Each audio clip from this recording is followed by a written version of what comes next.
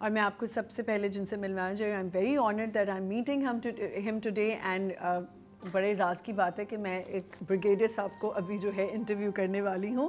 ہمارے ساتھ یہاں پہ موجود ہیں بریگیڈیئر طارق خلیل، ریٹائرڈ ستارہ جرأت، ستارہ امتیاز and chief executive sourcing management consultant. السلام علیکم. وعلیکم السلام. How are you? Thank you very much. آپ کیسی؟ میں بالکل ٹھیک ٹھاک ہوں. ان کے ساتھ موجود ہیں حسین طیبو جو کہ اسٹریٹجک افیئرز اینڈ انالیسسٹ ہیں. السلام علیکم. جی السلام علیکم. جی کیسے ہیں آپ؟ I am good. What about you? Ramzan مبارک آپ دونوں کو بہت بہت. آپ کو بھی. And happy Pakistan Day. بہت بہت ہے. بہت بہت ہیپی. اور تمام پاکستانیوں کو اور جہاں بھی دنیا میں رہ رہے ہیں ان سب کو ہیپی پاکستان ڈے. بالکل بالکل صحیح کہہ رہے ہیں. اچھا سر، میں سب سے پہلے آپ سے سٹارٹ کروں گی کہ آپ کے ایکسپیرینسز کے ساتھ پاکستان ڈے کی اہمیت سالوں سے ہم خیر سیلیبریٹ کریں، بٹ کیا اہمیت ہے اس کی؟ بسم اللہ الرحمن الرحیم. عام طور پہ یہ کہا جاتا ہے کہ جی پاکستان ڈے ہے، ریزولوشن پاس ہوا. یہ بڑی روڈیمنٹری سی بات ہے. ایکچولی یہ ایک بہت گہرائی کی بات ہے. جی 1857 میں ہندوستان میں مسلمانوں کی حکومت ختم ہوئی تھی. جی 1857 میں جو لڑائی شروع ہوئی تھی 59 میں وہ ختم ہوئی تھی. اس کے بعد مسلمانوں کے اوپر ایک ظلم اور جینوسائیڈ کا ایسا دور آیا تھا جو ہمارے عام آدمی کو نہیں پتہ ہے. بالکل. دہلی کی آبادی 1,85,000 تھی. اس میں سے 80% قتل کر دیے گئے تھے اور زیادہ تر مسلمان تھے. نوجوانوں کو توپوں کے سامنے باندھ کے اڑا دیا گیا. عورتوں کو انگریز اپنے حرم میں لے گئے. گاؤں چھوٹے شہروں میں جہاں جہاں بھی کوئی مسلمان تھوڑا سا بھی داڑھی والا ملتا تھا اس کو پھانسی لگا دی. یہ وہ دور تھا جب مسلمانوں میں ٹوٹل ڈپریشن آیا. بالکل. وہ بالکل ڈوب گئے. صحیح. ماسٹر سے سلیو بن گئے. بالکل بن گئے. بالکل. پھر دوسرا دور آیا لارڈ میو کے زمانے میں. اس نے پہلا سینسس کیا انڈیا میں 1987 میں 1871 میں. اس میں انہوں نے ایک سوال نامہ رکھا کہ آپ کا مذہب کیا ہے. جی. تو مسلمان تو لکھتے تھے مسلمان ہیں، جین لکھتے تھے، کرسچن لکھتے تھے، لیکن جو عام ہندوستانی تھا، دلت تھا یا دوسرے تھے، ان کو کسی کو پتہ نہیں ہمارا مذہب کیا ہے. جی. تو انہوں نے اس کو ہندو کر دیا. اس سینسس کا نتیجہ یہ ہوا کہ over night Hindu became a majority. جو they were not majority. They were not. آج بھی نہیں ہے. True. انڈیا میں ہندوز are not majority. مسلم زیادہ نہیں، ہندوؤں کی 3-4 قسمیں ہیں. اچھا. ایک برامنز ہیں، کاشتریز ہیں، جی. اور دوسرے 70% دلت ہیں جن کو وہ ہندو مانتے ہی نہیں ہیں. اچھا.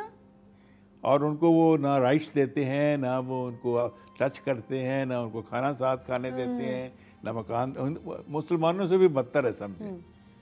تو وہ ہے. تو مسلمان مینورٹی میں آ گئے تو پھر یہ ایک ایسا ڈپریشن کا زمانہ تھا.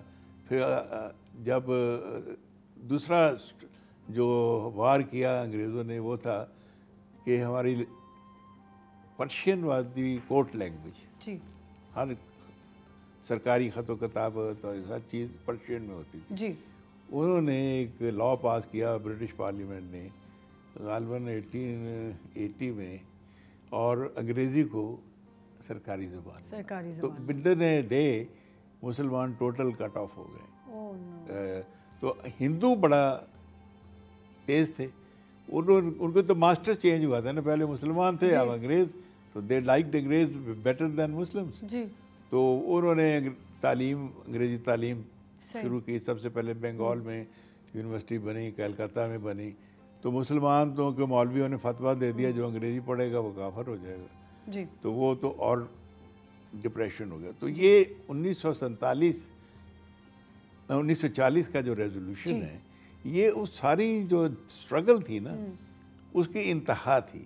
یعنی ایک منزل کا تعین تھا کہ آپ نے 23 مارچ کو ایک اپنا آبجیکٹو کریٹ کر لیا کہ جی ہم نے اب آپ کے ساتھ نہیں رہ سکتے. وہ میں لمبی ہسٹری ہو جائے گی. تو ہم آپ کے ساتھ نہیں رہ سکتے, ہمیں پاکستان چاہیے. اس وقت پاکستان کا لفظ استعمال نہیں ہوا تو وہ بعد میں ہوا ہے. اس وقت انہوں نے کہا تھا جو مسلم میجورٹیز ایریاز ہیں ان کو سوورن سٹیٹس دے دیا جائے. صحیح, ٹھیک. حسین, میں آپ سے ہی پوچھنا چاہوں گی کہ آج پاکستان کے سامنے اسٹریٹجک چیلنجز کیا ہیں؟ دیکھیں جی, میں تھوڑا سا اس کو ہسٹری کے ساتھ کنیکٹ کروں گا کہ جب انگریز آئے تو انہوں نے دیکھا کہ انہوں نے پاور کس سے چھینا, وہ چھینا مسلمانوں سے. انہوں نے زیادہ تر فوکس بھی رکھا مسلمانوں کو کہ ان کے ساتھ ہم نے لڑنا ہے, ان کے ساتھ ہم نے جنگ کرنی ہے. جو ہندو تھے وہ تو اس وقت بھی ایسے تھے کہ وہ گھوڑے پہ چڑھنے کی بھی پرمیشن مسلمان رولر سے لیتے تھے. 800 سال اس ہندوستان کے اوپر مسلمان نے حکومت کی. یہ جو دلت تھے, یہ جو شودر تھے, یہ جو RSS کی آئیڈیالوجی لے کے ہندو چل رہے تھے, یہ تو پاکستان مسلمانوں کے سامنے کچھ بھی نہیں ہوتے تھے. دیکھیں, اگر یہ پاکستان بنا تو ایک ویژنری لیڈر تھا جس کا نام حضرت قائد اعظم محمد علی جناح تھے, اور یہ انہی کا ایک فلسفہ تھا, یہ انہی کا ایک منشور تھا, اور انہوں نے ہی یہ علامہ اقبال کے خواب کی تعبیر کی کہ پاکستان ایک ملک ہونا چاہیے. میں سمجھتا ہوں کہ پاکستان کو آج کل کے جو دور میں ایکسٹرنل اور جو انٹرنل جو مشکلات ہیں, اگر ہم دیکھیں ہمارے اندرونی مسائل کیا ہیں, ہمارے اندرونی مسائل یہ ہے کہ ہماری پولیٹیکل اسٹیبلٹی نہیں ہے, اکنامکلی وی آر ناٹ, جس کی وجہ سے ہم پولیٹیکل اسٹیبل نہیں ہیں. اب پولیٹیکل اسٹیبلٹی کے ساتھ ہی اکنامک اسٹیبلٹی کنیکٹ ہے. جب آپ پولیٹیکل اسٹرینتھن نہیں ہیں, آپ کے صفوں میں, اپنے صفوں میں دراڑ ہے, تو آپ اکنامک اسٹیبل بھی نہیں ہو سکتے. لیکن یہ میں سمجھتا ہوں کہ ابھی جو حکومت ہے اس وقت جو آئی ہے, وہ سارے مل کے ایک سوچ رہے ہیں کہ ہم پاکستان کے لیے کچھ بہتر کریں.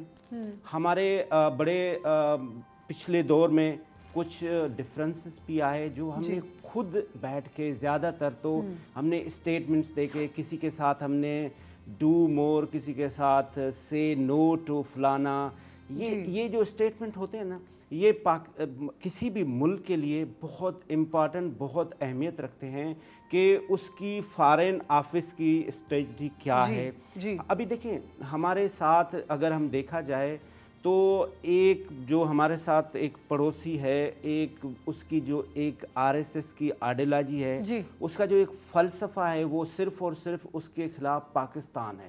وہ اپنے لوگوں کو ڈراتا ہے کہ اگر میں نہیں رہا تو یہ مسلمان آ جائیں گے, یہ دلی کے اوپر جھنڈا لگا دیں گے. اور وہ پاکستان سے 4 گنا بڑا اور ایک بدبودار اور ایک فاشسٹ ایک ریاست ہے. ان سپائٹ آف دیٹ پاکستان کے لیے وہ میلی آنکھ سے دیکھ بھی نہیں سکتا. اس کی ایک وجہ ہے کہ ہمارا ایک ادارہ جو پاک آرمی ہے, جو ہمارے ڈیفنس کے محافظ ہیں, اور ان کی وجہ سے ہم سکون سے سو رہے ہوتے ہیں. ہماری ذمہ داری یہ ہے کہ ہم ایز اے پاکستانی ہم اپنے ادارے, وہ چاہے ہمارا پولیس ہو, چاہے ہمارا رینجرز ہو, ہم اپنی رسپانسبلٹیز بھی دکھائیں. خاص طور پہ ہماری جو پاکستان آرمی ہے اس کے خلاف تو یہ جو پروپیگنڈا کر رہے ہیں آج کل کے بچے جو سوشل میڈیا پہ, جو کہ بالکل غلط ہے. سر, میں آپ سے پوچھنا چاہتی ہوں, پریسٹیجیس ایوارڈ پانے والے شخص کے طور پر عام لوگوں کی خدمات کی پہچان, اہمیت کیسے کی جا سکتی ہے؟ بڑا ٹریجک سا سوال کیا آپ نے.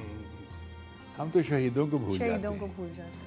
اور میں نے خود ایز اے کمانڈر بہت سارے شہیدوں کے گھروں میں گیا ہوں, افسوس کرنے اور پوچھنے کی کوئی ہم کر سکتے ہیں کہ نہیں. اور لیکن بائی اینڈ لارج میں نے دیکھا ہے کہ تھوڑے دنوں کے لیے فارم ہوتا ہے, اس کے بعد ہمیں پتہ نہیں کہ وہ بچے کدھر گئے.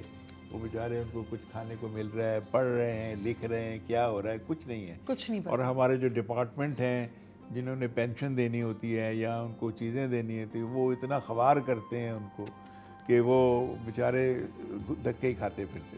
تو یہ سسٹم, دیکھیں بات یہ ہے کہ میں ایک چھوٹا سا ذرا ڈائیورشن ہو جائے گی 1 سیکنڈ کے. جی پلیز. میں ماسکو گیا, تو مجھے وہ وار میوزیم لے گئے. تو ان کا جو وار میوزیم ہے, جیسے ہمارا کلفٹن کا ایریا اتنا بڑا ہے, تو گراؤنڈ ہیں, ہالز ہیں, 3D ڈسپلیز ہیں اس میں, اور یہ وہ والا پوری World War II کے, World War I کے.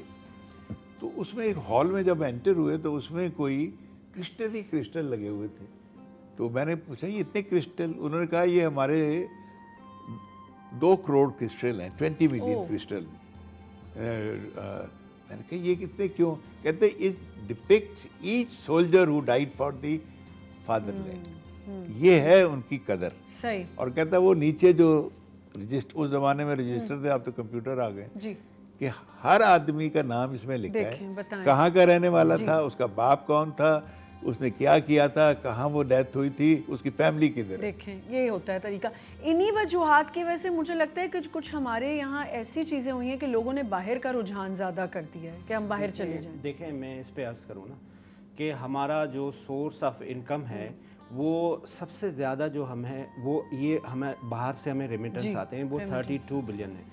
ये जो मैं एक जुमला बार बार सुन रहा होता हूँ कि ब्रेन ड्रेन ब्रेन, भाई दुनिया का ब्रेन ड्रेन हो रहा है। चाइना की तरक्की क्या है? दुनिया पे चले जाएं आपको हर जगह पे चाइनीज़ मिल रहे हैं, इंडियन मिल रहे हैं, वो आपको रेवेन्यू जनरेट करके दे रहे हैं। तो हमें ज़रूरत इस बात की है कि हमारे नौजवान को इतना मोटिवेट करें, इतना इनकरेज करें कि वो ग्लोबली अपने आप को जाके दुनिया में मनवाए, और इसमें कोई शक नहीं है। तो आप उस फेवर में है कि लोग जी बिल्कुल। अब पाकिस्तानी डॉक्टर जाके मिडिल ईस्ट में नंबर 1 होते हैं, पाकिस्तानी डॉक्टर जाके इंग्लैंड में होते हैं, इंग्लैंड में होते हैं, यूएस में होते हैं। तो ये हमारे लिए प्राउड है। लेकिन ज़रूरत इस बात की है कि ये जो 32 बिलियन है ना, एक अप्रोक्सीमेट अंदाजे के मुताबिक ये 65 बिलियन है, ये आधे पैसे वो हवाला हुंडी के थ्रू आ रहे हैं। तो ये रियासत को चाहिए कि ये भी इंश्योर करे कि ये पाकिस्तान की इकानमी में, पाकिस्तान की इकानमी में आए। और एक लीडर खड़े होकर कहता है खुद कि भाई वो आपने पैसे हवाला हुंडी, तो ऐसे लीडर को भी डिस्करेज करना चाहिए। बिल्कुल करना चाहिए। सबसे पहले आज पाकिस्तान डे पे सबसे पहला पाकिस्तान होना। जी जी हमारे पास टाइम कम है, जल्दी। आपका पड़ोसी इंडिया है जी, वो स्पेशल प्रोग्राम टीचिंग के करते हैं लोगों को बाहर भेजने के। बिल्कुल करते हैं सर। ये ब्रेन ड्रेन थोड़ी हमारे ज़ुकरबर्ग आ गया, सब आ गए वहाँ। पता नहीं 300 बिलियन के करीब उनका इनवर्ड रेवेन्यू है। हमारे पास तो कोई भी नहीं आ रहा। तो इसलिए कि हम भी आ रहा है लेकिन कुछ भी नहीं है वो।